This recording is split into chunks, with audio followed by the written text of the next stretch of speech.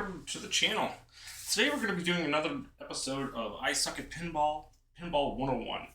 So today we're going to be going over the topic of passing. Passing is something that you're going to have to do anytime you're in a pinball table, and it's really important to be able to pass the ball from one side of the table to the other to be able to continue scoring and take the shots that you need to take. So something that we're going to have to do is we're going to have to get you to understand the difference between we can show you how to do a post pass, which is something that's more of an advanced technique, but it's something that you might want to have in your arsenal in the event that you need to flip the field at some point or another to be able to make a play. The other thing we're going to do is Digiti Pass, which I call a Digiti Pass is basically a forward nudge on some tables or a left or right nudge depending on the tables that you're playing. So we're going to show this on the 4KP. Some of the Digiti Pass doesn't really work all that well in real pinball. So just know that is almost exclusively to the 4KP and some other digital. If you play Zen Pinball, whether it's on on any of the consoles, VR, any of those things, those will still apply. But in a real pinball setting, generally that type of nudge doesn't really work for that. So we're going to start off with Adam's Family because I think this gives you a good representation of what a post pass is and kind of what you're going to see. You're going to also see me doing some captures and stuff, but we'll cover that in another session. So let's start off really quickly with, we'll start with Adam's Family, just like I said. All right. So this one, we've already talked about skill shots and different things like that. So you'll see some of that in here, but we're not going to focus on that, obviously. But all right. So Adam's Family, very classic table. This is a wide body table generally.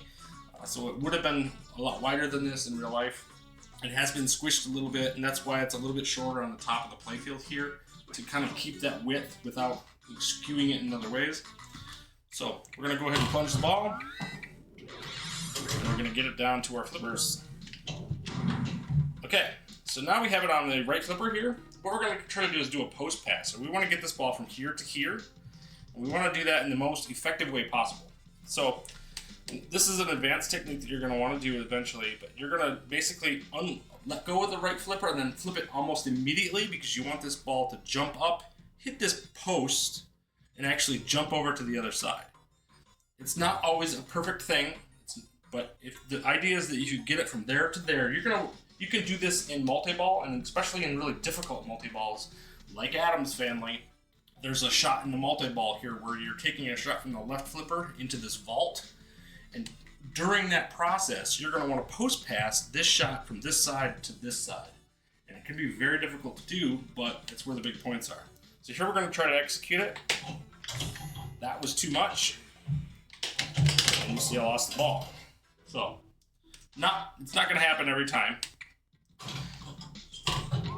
Plunge this ball up. That's a skill shot. Ball's going to come down. We're just going to let this bounce over to the other side. Now we're going to try to post pass from the left to the right. That kind of worked, but it's still not. It wasn't as clean as you want. So we want to get to the point where these are really clean and be able to capture. That is a post pass. It wasn't a clean one, but it worked.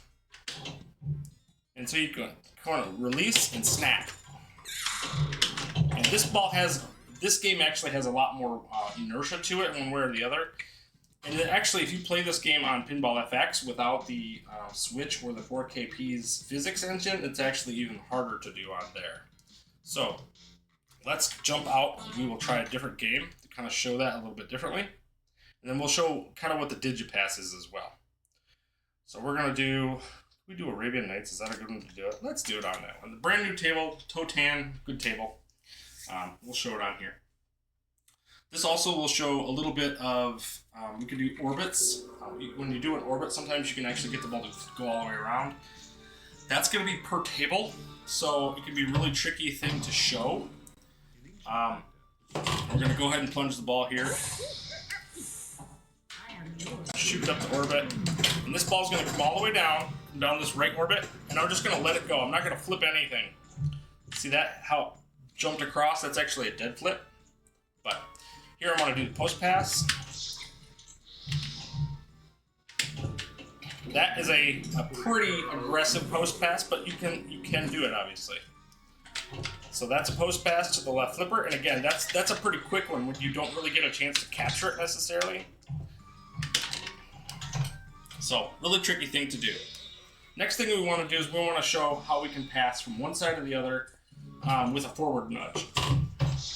I call it a Digiti Pass, but in this case, look, if I forward nudge, you see how I was able to flip that over to the other side? You basically have to get the ball on the plunger, or on the flipper, on the top half of the flipper, and you'll notice how it actually flips across to the other side. Now, keep in mind, if you're going to do these Digiti Passes, you only get 2 of them. So, if you do if you do 3 forward nudges, you're going to get a tilt. Okay? You can do 2 and get away with it. The forward nudge for the Digiti Pass from one side to the other only works on Zen tables. So we're talking Garfield, Brother in Arms, we're talking Addams Family, all the Williams tables. We're not talking about Magic Pixel. Magic Pixel is a different beast. Those require a left or right nudge opposite of where the ball's coming from, so it's a lot more difficult to do on those tables. Okay? So this one I'm going to forward nudge again, flip the field, and I can switch it over to the other side.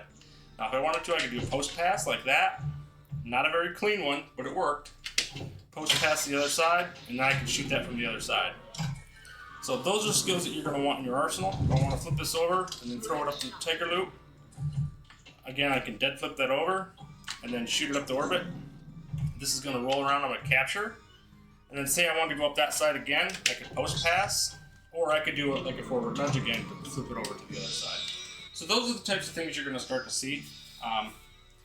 As for passing, those types of things are very tough to do. It's going to require some practice. Every table is a little bit different, so let's jump in. We'll look at a couple different tables here, see what else we can find. It would be a good example of this. Let's see here. Brother in Arms is a tough one to show it on. The older tables, such as the Gottlieb tables, for example, have really different physics. So while post passing is your best bet on those tables because they have a pretty floaty physics. So you want to be able to bounce that sucker across. This is another Zen table. So this is going to be a good example of Digiti Pass. And this one's just going to come down and bounce across to the other side. We're going to capture. We can forward nudge, bounce that ball over to the other side.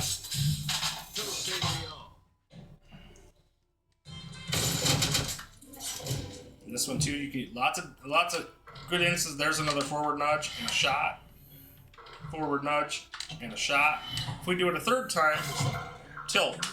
You lose your flippers and you're dead. So make sure that you give yourself some time. If you're going to do these Digiti Passes, you only get 2 of them. And then after about a 30-second cooldown, you'll get them back again. So just know that there's a little bit of a refresh, a little bit of time-sensitive thing kind of going on. So realize, too, if you're going to do the Digiti Pass, you lose the opportunity to help you on the kickbacks. So 2 nudges is the best you can do. So if you're going to do that, make sure that if you're going to do that here and you're going to utilize those, that you leave yourself opportunities where you can to save those balls on the outside, because those can be really tricky. You might need 2 nudges sometimes just to save a ball on the outside. So, alright, and we'll see what a post pass looks like on this one as well. There's a good capture, and we'll do a post pass. You see that actually work, I just didn't capture it. Let this ball come down. Okay, we're going to post pass across. Again, sloppy. Takes a little bit of practice, and every game is just a little different. There's a good one. That one's a little sloppier, but it worked, right? So I encourage everybody to give this a try. Pick the table you like, and just kind of get used to make some practice and kind of get a feel for what it's going to take to make that change. Passing can be very difficult, and especially when you're not focused on it. Like, there might be an instance where you're doing this and you got a ball live on the playfield during a multi-ball, and so it might be really tough to be able to do that. Okay? Anyway, that is the tutorial for today. I hope you learned something. If you have any questions or comments, put them in the chat, and I'll be happy to help.